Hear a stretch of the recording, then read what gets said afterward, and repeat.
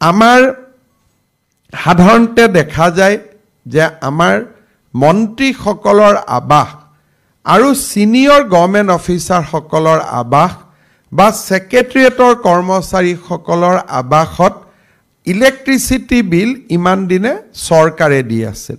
আজি ৭৫ বছৰৰ এইটো লিগেসি আজি নহয়। কোনো চৰকাৰ, কোনো মুখ্যমন্ত্ৰী, কোনো প্ৰধান মুখ্য সচিব সকলোৰে ঘৰত ব্যৱহাৰ কৰা ইলেক্ট্ৰিচিটিৰ বিল ৰাজ্য চৰকাৰে ইমান দিন বাজেটৰ পৰা দি আছিল।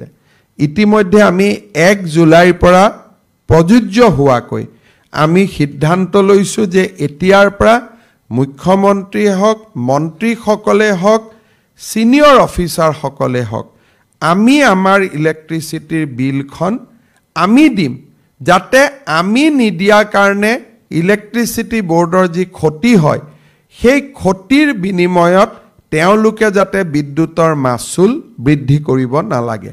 এতিয়াৰ পৰা আমি সেই দিশটো সিদ্ধান্ত লৈছো আৰু ইতিমধ্যে আমাৰ কৰ্মচাৰী বা সকলোকে আমি জনাইছো যে কোৱাৰ্টাৰত থাকিলে ইলেক্ট্ৰিচিটি বিল আমি চৰকাৰৰ পৰা লোৱা উচিত নহয় আৰু ইয়াৰ প্ৰথম আদৰ্শ হিচাপে মুখ্যমন্ত্ৰী আৰু মুখ্য সচিবৰ বাসভৱনৰ পৰাই ইয়াক আমি ক্ৰিয়ান্বিত কৰিব খুজিছো।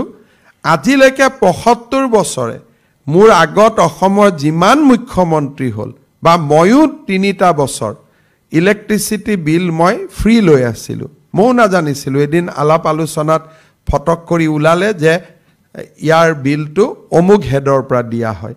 আমি নিৰ্দেশ কৰিছিলোঁ, এতিয়া মিটাৰ টিটাৰ তেওঁলোকে লগালে। ১ জুলাইৰ পৰা আমি নিজৰ ঘৰৰ বিল আমি নিজে দিয়া আৰম্ভ কৰিম। ইও আমাৰ ইলেক্ট্ৰিচিটি বোৰ্ডক যথেষ্ট সহায় কৰিব বুলি মই আশা কৰোঁ।